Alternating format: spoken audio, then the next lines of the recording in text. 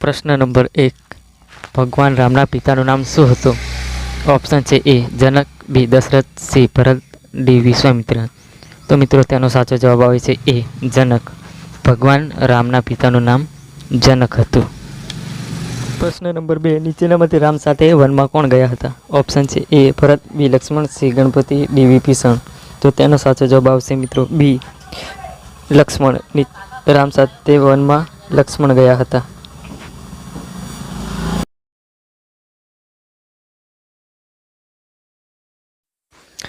હવે આપણો ત્રીજા નંબરનો પ્રશ્ન છે.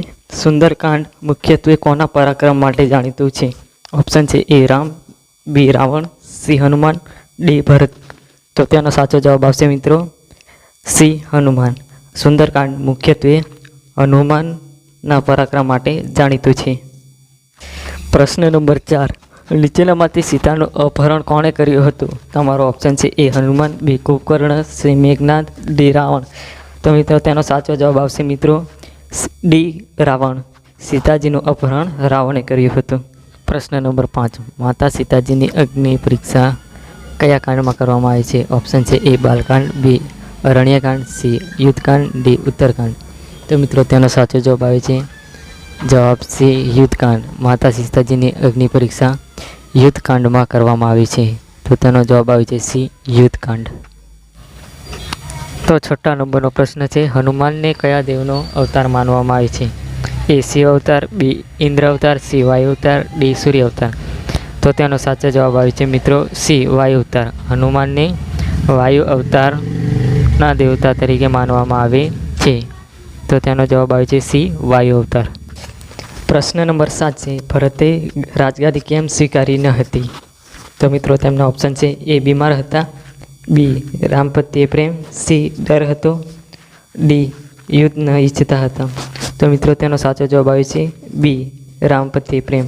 ભરતને રામ પ્રત્યે પ્રેમ હતો એટલે તેમણે રાજગાદી સ્વીકારી ન હતી. પ્રશ્ન નંબર 8. હનુમાન દાદા લંકામાં કેમ ગયા હતા? ઓપ્શન છે એ યુદ્ધ માટે, બી સીતાની શોધ માટે, સી રાજ કરવા, ડી સંધિ કરવા. તો તેનો સાચો જવાબ આવે છે મિત્રો ઓપ્શન નંબર બી સીતાની શોધ માટે. હનુમાન દાદા લંકામાં સીતા માતાની શોધ કરવા ગયા હતા.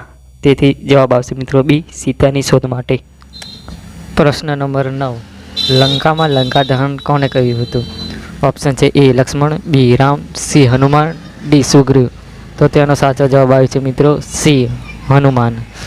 લંકામાં લંકા દહન હનુમાને કર્યું હતું. તમારો જવાબ આવે છે સી હનુમાન. પ્રશ્ન નંબર 10. રાવણનો કયો ભાઈ જે રામની તરફ હતો? ઓપ્શન છે તમારો એ કુંભકર્ણ, બી વિભીષણ, સી વાલી, ડી સુગ્રીવ. તો મિત્રો તેનો સાચો જવાબ આવે છે બી વિભીષણ. રાવણનો વિભીષણ નામનો ભાઈ જે રામની તરફ હતો. તો તમારો જવાબ આવશે બી વિભીષણ. પ્રશ્ન નંબર 2. લંકાનો રાજા કોણ હતો? ઓપ્શન છે એ વિભીષણ, બી રાવણ, સી સુગ્રીવ, ડી વાલી. તો તેનો સાચો જવાબ આવશે મિત્રો બી રાવણ. લંકાનો રાજા રાવણ હતો. તો જવાબ આવશે મિત્રો બી રાવણ. પ્રશ્ન નંબર 12. રામ સેતુ કોણે બનાવ્યો હતો? તમારો ઓપ્શન છે એ રાવણ, બી વાનર સેના, સી દશરથ, ડી રામ. તો તેનો સાચો જવાબ આવશે મિત્રો બી વાનર સેના. રામ સેતુ વાનર સેનાએ બનાવ્યો હતો. તો જવાબ આવશે આપણો બી વાનર સેના. પ્રશ્ન નંબર 13. ભગવાન રામનો જન્મ કયા તહેવારે ઉજવવામાં આવે છે? ઓપ્શન છે એ દિવાળી, બી રામનવમી, સી હોળી, ડી જન્માષ્ટમી.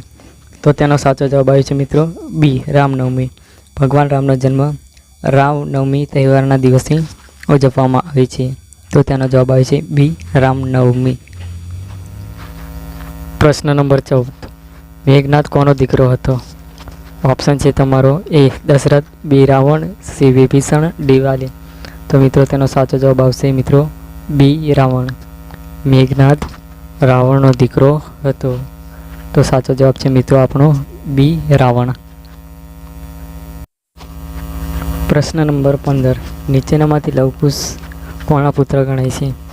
એ ભરત, બી રામ અને સીતા, સી લક્ષ્મણ, ડી સુગ્રીવ. તો તેનો સાચો જવાબ આવે છે મિત્રો બી રામ અને સીતા. લવકુશ રામ અને સીતાના પુત્ર છે. તો મિત્રો આપણો સાચો જવાબ છે બી રામ અને સીતા.